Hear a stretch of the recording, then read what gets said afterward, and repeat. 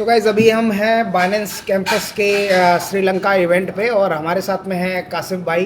तो क्या कासिफ हाल भाई का है जी। स्वागत है हमारे चैनल पे। कासिफ थैंक यू भाई, वेरी मच। कैसा लगा आपको? एक्सपीरियंस कैसा था यहाँ का? 2 दिन का एक्सपीरियंस थोड़ा सा बताओ। बहुत ही अच्छा आशीष भाई। और सबसे बड़ी बात ये कि बनास के इस इनिशिएटिव से ये पता लगता है कि क्रिएटर इकोनॉमी की कितनी वैल्यू है। हम सब लोग एक क्रिएटर इकोनॉमी का पार्ट। बिल्कुल। हम सिर्फ इन्फ्लुएंसर नहीं है। एक्चुअली में ये जो इतना बड़ा शिफ्ट हुआ है कि जो आप मास मार्केटिंग देखते थे पहले कि पैसे दिए टीवी पे और उसके बाद वहाँ पे एंकर को बोला और वो वहाँ पे वो अपना एडवर्टीजमेंट चला दो, जिंगल चला दो। बेसिकली क्रिएटर इकोनॉमी को एक वैल्यू किया जा रहा है। क्रिएटर्स का बहुत बड़ा रोल है, नॉट जस्ट क्रिप्टो के अंदर, ओवरऑल भी। और आने वाले समय में जो क्रिएटर्स हैं वो अपने आप में मीडिया हाउसेज होंगे। बिल्कुल। और मुझे खुशी इस बात की है कि जितने भी यहाँ पे क्रिएटर्स थे बहुत ही मैच्योरिटी के साथ, बहुत ही उन्होंने उपलब्धि हासिल करी। कई लोगों को यहाँ अवार्ड मिले और सब यहाँ पे मिले, एक दूसरे के एक्सपीरियंसेस से सीखा इंडस्ट्री में चल के आ रहा है, क्या किस तरह की डेवलपमेंट्स हैं। कुछ बातों की वैलिडेशन मिल जाती है। जैसे सपोज आप कुछ सोच रहे हो और फिर आप बात करते हो वो यहाँ पे कंफर्म हो गया। वो कंफर्म हो जाती है। तो मुझे ऐसा लगता है कि ये ऐसी मीटर्स बहुत अच्छी हैं। बस मैं ये देखता हूँ कि इंडियन एक्सचेंजेस इसमें पीछे रह जाती हैं। अब आप कहोगे क्या यार इंडियन एक्सचेंज का पैसा कहाँ है? भाई कौन कह रहा है तुम्हें कि इंटरनेशनल कर लो? हाँ, लोकल में आप कर लो। इंडियन एक्सचेंजेस लोकल में भी नहीं करती, वो आपस में डिनर करते रहते हैं। बिल्कुल। लेकिन इंडियन एक्सचेंजेस को चाहिए कि यार क्रिएटर पल्स होते हैं, उनको रिटेल का पल्स पता है। उनको एक साथ एक जगह पे इकट्ठा करके उनसे उनका फीडबैक लेना कि क्या चल रहा है, हम क्या इम्प्रूव करें, जैसे लोगों को ज़्यादा सहूलियत हो। छोटा सा एग्जांपल देता हूँ।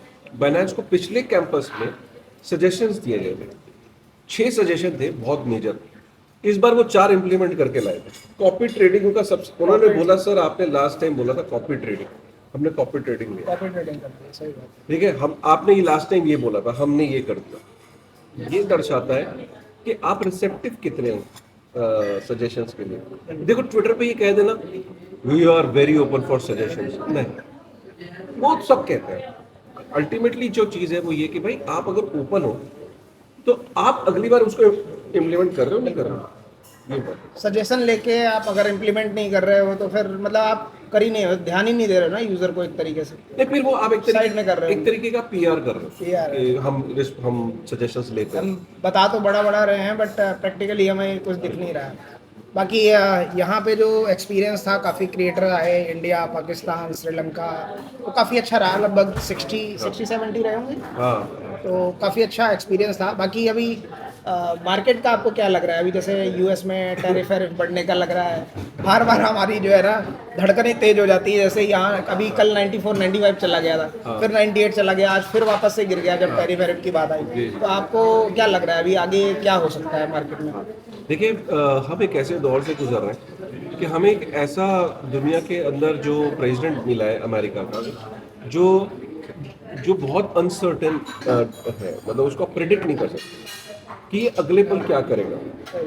और उससे हमें ये फर्क पड़ता है कि क्योंकि दुनिया की सारी करेंसीज यूएस डॉलर से बैक्ड है और यूएस डॉलर को जो अफेक्ट कर रहा है वो वहाँ के प्रेसिडेंट की पॉलिसीज और उसकी सोच इफेक्ट करती है। तो इतना वॉलेटिलिटी है कि आपको ये नहीं पता कि सुबह उठ के वो क्या कर रहे हैं। जब मार्केट एंटीसिपेट करती है कि यार आज ये हो सकता है या कल ये हो सकता है, एक केओस का और एक वॉलेटिलिटी का एक फीलिंग आ जाती है, तो आप एसेट्स के अंदर वो वॉलेटिलिटी देखते हो। और वही एग्जैक्ट आप स्टॉक्स में देख रहे हो, वही आप इंटरेस्ट रेट्स के अंदर देख रहे हो, वही आप हर चीज़ में देख रहे हो। वो क्रिप्टो उससे छूता नहीं है। पहले तो ये समझ लो कि वॉलेटिलिटी जब तक ट्रम्प रहेगा आप अनसर्टेनिटी के माहौल में रहोगे। क्या ये बुरी चीज़ है? नहीं, क्योंकि एक होता है कि बिल्कुल नेगेटिविटी में वॉलेटिलिटी, मतलब कि वो हर काम नेगेटिव कर रहा है, तो आपको चिंतित होने की जरूरत है। जैसे सपोज नेगेटिव का मतलब, जैसे सुबह उठे 4 डेवलपर्स को जेल में डाल दे, बड़ा खतरनाक है। फिर उठे बैंक्स को बोल दे कि जितने भी क्रिप्टो कंपनीज के अकाउंट हैं सबको फ्रीज कर दो, बड़ी बुरी खबर है। ऐसा तो नहीं हो रहा ना। हो ये रहा है कि वो मैक्रो पे कुछ चीजें कर रहा है। जब वो कोई डिसीजन ले रहा है उसका इम्पैक्ट आपको पहले इक्विटीज में आ रहा है, फिर आपको क्रिप्टो में आ रहा है। ये चलेगा। और इसमें कोई आपको देखो, अगर आप शॉर्ट टर्म ट्रेडर हो तो ऑब्वियसली बुरी खबर है यार, क्योंकि वॉलेटिलिटी में आप कमाते फंस भी हो। जाओगे और रेक्ट होना है आपको। लेकिन अगर आपका विजन ही 4 साल का है, एक हाविंग से दूसरी हाविंग तक आप होल्ड कर रहे हो, और होल्ड इन द सेंस वो अपना फेवरेट मीम कॉइन नहीं भाई, बिटकॉइन। वो कुत्ता बिल्ली और चूहा कॉइन अगर आप होल्ड कर रहे हो 5 साल के बाद आप अमीर बनने की, तो उसमें पहले अलग था कि डोज को लोग 8 साल होल्ड करते थे तो भी पॉजिटिव साइड पे इसलिए रहते थे क्योंकि होता ही वो था। अब 37 मिलियन मीम कॉइन्स है, 37 मिलियन, 1 मिलियन मीम कॉइन पर वीक आ रहा है। आपका मीम कॉइन तो याद भी नहीं रह रहा सुबह होकर शाम को कौन सा था। खत्म हो जा रहा है। अभी कल ही इलॉन मस्क ने हैरी करा है, अपना नाम चेंज करा, किसी ने 4 दिन पहले टोकन लॉन्च किया हुआ था, पंप करा, उसने शाम को नाम चेंज कर देना है, वापस से हैरी जीरो हो जाना है। आप, मेरा ये मानना है आशीष भाई, अपनी ऑडियंस से मैं भी यही पूछता हूँ, आपका माल क्या है, हमें थोड़ी ना पता है। आप ये देखो कि यार आपने रखा क्या है अपने पास और फिर रो रहे हो। सही बात। पहले खुद तो इंट्रोस्पेक्ट करो। आपने खुद ऐसे कॉइन ले रखे हैं हाँ। जिसमें आपको कुछ होना जाना नहीं है और आप उससे बड़ी बहुत उम्मीद लगा के बैठे फिर हो। बहुत लोग ये कहते हैं अरे सर ये यूट्यूबर्स तब ये बातें समझाते हैं जब नहीं, कोई भी यूट्यूबर भाई साहब, मैं आपको आज बता दूं, मैंने वीडियोस बहुत लोगों के देखे हैं, यूट्यूबर जब ये कहता है कि ये वाला कॉइन अच्छा हो सकता है, क्योंकि आपकी ही डिमांड होती है, वो आप एक्सपेक्ट करते हो कि यूट्यूबर से कि भाई वो बताए, तो वो बताता है, उसका बताने का पर्पस क्या होता है, वो ये कहता है कि भाई रिस्क लेना है ना, 5% अपने पोर्टफोलियो का लेना है, इससे बड़ा रिस्क नहीं, या मैक्सिमम मैक्सिमम 10% तक का अपने पोर्टफोलियो का, 100 रुपए Majority आपको में, Bitcoin 100 रुपए ही में रखना 10 रुपए का रिस्क ले सकते हो आप। आपको मेजोरिटी हमेशा क्या, मैं हमेशा अपने उसको कहता हूँ 55 साल से ऊपर ऊपर के भाई, तुम्हारे लिए ऑल्ट कॉइन नहीं बने, बिटकॉइन बिटकॉइन में डालो, सेफ है। 55 साल से ऊपर के, 50 साल से ऊपर के 70% तुम्हारा बिटकॉइन होना चाहिए, 45 साल से ऊपर के 50 से 60% के बीच में होना चाहिए। तुम अगर 40 से ऊपर हो तो मिनिमम 40 to 45% बीटीसी में होना चाहिए। आराम से। और जो यूथ है, देखो यूथ को समझाने का फायदा कुछ नहीं है, उसको तो ट्रेंड के साथ चलना होता है, उनको मैं ये सजेशन दूं भी तो पता नहीं वो मानेंगे नहीं मानेंगे, बट फैक्ट ये है कि वॉरेन बफे ने, मैं उससे बड़ा इंस्पिरेशन लेता हूँ एक बात के लिए, क्योंकि वो बिटकॉइन के तो अगेंस्ट है, एक बात से मैं बहुत उसकी इंस्पिरेशन लेता हूँ, वो एक उसकी जो नेटवर्थ थी ना 90%, वो 65 साल के बाद बने। तो जो स्टॉक उसने 40 साल की उम्र में लिया था, वो तब 19 मिलियन यूएस डॉलर की उसकी नेटवर्थ थी, और उसने जो होल्ड करके रखा तो आज 144 बिलियन यूएस डॉलर उसकी नेटवर्थ। वो मीम कॉइन लेके नहीं बैठा था, या वो छोटा स्ट्रॉन्ग फंडामेंटल दे वो लेके बैठा था कोका कोला, वो लेके बैठा था प्रॉक्टर एंड गैम्बल, या बड़ी कंपनीज लेके बैठा, समझ गया था कि यार जैसे जैसे इकोनॉमी ग्रो करेगी, ये इसका डिमांड बढ़ेगी और आने वाले समय में इसकी अडॉप्शन बढ़ेगा प्रोडक्ट का, उसने वो कंपनी का शेयर पहले ले लिया। Same goes for bitcoin and also alt coins. Alt coin में भी large cap, mid cap, small cap, लेकिन लोगों को जल्दी अमीर बनना। जल्दी अमीर बनने के चक्कर में मीम कॉइन, अभी कल ही अपन बात कर रहे थे ना, वो इवेंट पे बता रहे थे कि डेली जो है ऑलमोस्ट 1 मिलियन जो है मीम कॉइन आ रहे हैं।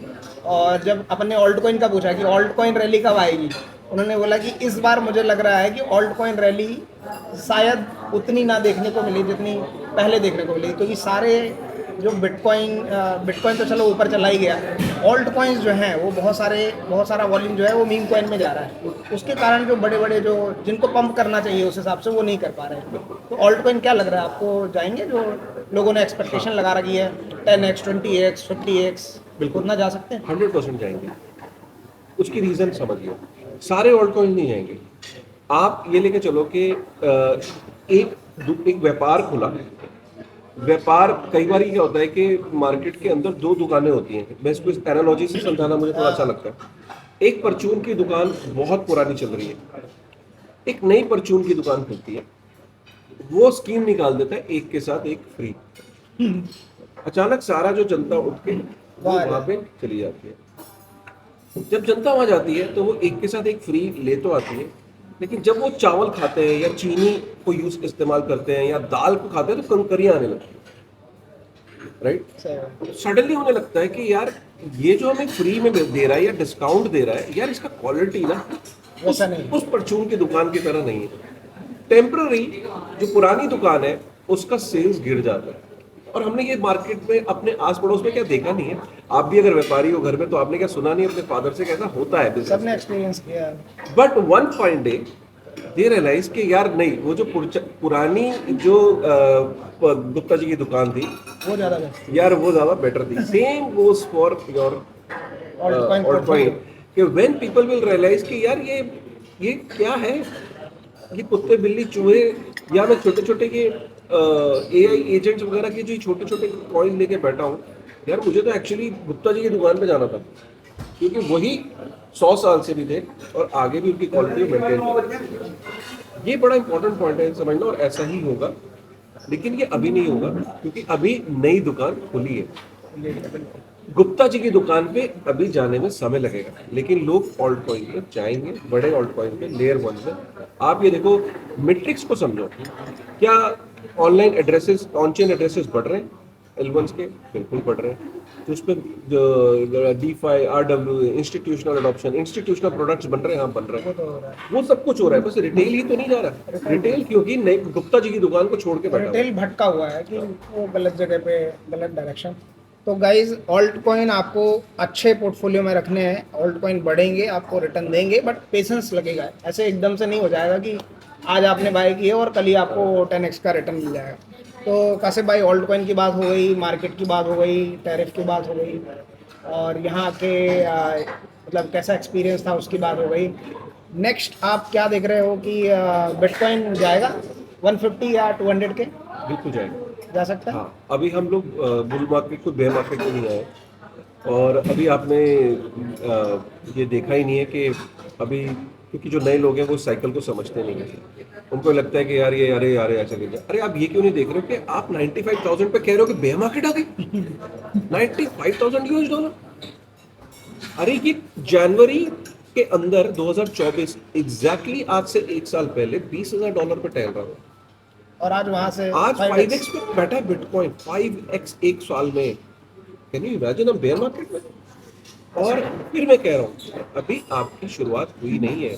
अभी तो आप देखोगे कि किस तरीके से, और ये भी बता दो ट्रम्प से कोई फर्क नहीं पड़ता। 15 सालों में कई लोग आए, कई लोग गए। बिटकॉइन की एक साइकिल है और बिटकॉइन की डिमांड बढ़ती चली जा रही है, उसकी सप्लाई कम होती चली जा रही है। सप्लाई शॉक है एक्सचेंजेस पे, बिटकॉइन ही नहीं है। जितना बाय कर रहे हैं, जितना बाय कर रहे हैं, आप सोचो कि अल्टीमेटली अभी बिटवाइज ने ये बोला है, एक प्रेडिक्शन दी है कि एक ऐसा समय आ रहा है कि ओटीसी पे माल खत्म हो चुका है। ओटीसी मतलब जो एक्सचेंजेस पे नहीं होता है। लिटिल ब्लैक रॉक को और बड़ी कंपनीज को, इंडिविजुअल्स को कॉल करके बिटकॉइन बाय करना पड़ेगा। ऐसा समय आने वाला है। ऐसा टाइम आ रहा है। क्यों? क्योंकि कितना बीटीसी आ रहा है सप्लाई में नया, और डिमांड देखिए। डिमांड बहुत ज़्यादा है, बहुत। पर आप ये चीजें और तब तक नहीं फील कर पाओगे जब तक आप बिटकॉइन के फंडामेंटल्स को या बाकी ऑल्ट कॉइन्स के फंडा, जैसे इथेरियम को फालतू का क्रिटिसिज्म है। इथेरियम को आप एक बहुत ही मायोपिक व्यू से देख रहे हो। आज भी मैं आपको बता रहा हूँ कि सबसे डिसेंट्रलाइज चेन की महत्व एकदम रियलाइज जब होगा बड़े बड़े इंस्टीट्यूशंस को, जेपी मॉर्गन्स को, ब्लैक रॉक को, तब आप कहोगे कि अरे यार, क्योंकि आप डिसेंट्रलाइजेशन अगर नहीं है तो ये इंडस्ट्री खत्म है। आज ये इंडस्ट्री चली इसलिए कि बिटकॉइन ने दिखाया कि डिसेंट्रलाइजेशन की पावर, इथेरियम ने दिखाई डिसेंट्रलाइजेशन की पावर, बाकी सबने स्केलेबिलिटी की पावर दिखाई। तो आप ये मत सोचो, देखो आपकी लड़ाई है, आपकी लड़ाई नहीं बेसिकली बिटकॉइन और ऑल्टकॉइन के अलावा बाकी सब है स्केलेबिलिटी के किंग। मान लिया बिटकॉइन और इथेरियम है डिसेंट्रलाइजेशन के और सिक्योरिटी के किंग। किंग तो किंग है ना, मेवाड़ का राजा और चित्तौड़ का राजा राजा थे। कोई चित्तौड़ का राजा मेवाड़ के राजा से कम नहीं था। मैं फिर देखो, मुझे थोड़ा सा ये नहीं नहीं, बहुत परफेक्ट एग्जाम्पल कि है। अगर नॉर्थ में कोई किंग है और साउथ का किंग, कोई नॉर्थ का किंग की सुप्रीमेसी साउथ के किंग पे नहीं, किंग किंग है, अपने कैसल के वो किंग है, उनके राज में उनसे बड़ा बादशाह नहीं है। तो ये कैसे आपने मान लिया कि जो स्केलेबिलिटी में किंग है that is going to kill the decentralization king? Bitcoin possible ही नहीं है। बट वो क्यों नहीं समझ पाते आशीष भाई? मैं ये क्या एजुकेशन की कमी है, क्या एक बेसिक अंडरस्टैंडिंग की कमी है? अगर आपको ये बेसिक कन्विक्शन आ गई तो एक दिन आपको रियलाइज होगा कि ब्लैक रॉक के सामने अगर दो ऑप्शन आए अपने फंड को डिप्लॉय करने के, एक है स्केलेबिलिटी का किंग, एक है सिक्योरिटी की। आप खुद सोचो क्या कहेगा यार स्केलेबिलिटी को, एक मिनट यार, that we will figure out. मुझे सेटलमेंट बताओ जो सबसे सिक्योर हो, फिर बिटकॉइन का आपका टारगेट क्या एक्सपेक्ट कर रहे हैं आने वाले नेक्स्ट? मैं कभी प्राइस प्रेडिक्शन नहीं करता, but you should not be worried, it should be more than 150K। मेरा जो अंदर जो दिल वाला है वो तो फिगर मैं आपको बता ही नहीं सकता क्योंकि वो ऑब्वियसली रिकॉर्ड हो जाती है, फिर वो लोग अरे इन्होंने बोला था, भाई वो मुझे पता है, वो मेरे दिल में है, लेकिन फिर भी मैं मतलब minimum 150K it should Sarpass. तो ये थे हमारे साथ में कासिफ भाई, अच्छा लगा होगा आई होप आप लोगों को ये छोटा सा इंटरव्यू। और ऐसे और वीडियोस के लिए कासिफ भाई के चैनल को सब्सक्राइब कर लेना। मेरे चैनल का नाम है, बिटिनिंग चैनल का नाम है, और हमारे चैनल को भी सब्सक्राइब कर लेना। बाकी मिलते हैं नेक्स्ट वीडियो में। थैंक यू कासिफ भाई ज्वाइन करने के लिए, बहुत अच्छा लगा आपसे मिलके, एक्सपीरियंस शेयर करके। और हमने काफ़ी अच्छे यहाँ पे अवार्ड विन किए, छक्के मारे, चौके मारे, विकेट लिए, बहुत मज़ा आया। मिलते हैं नेक्स्ट बाइनेंस कैंपस के इवेंट में ऐसे ही अमेजिंग लोगों के साथ में। Thank you.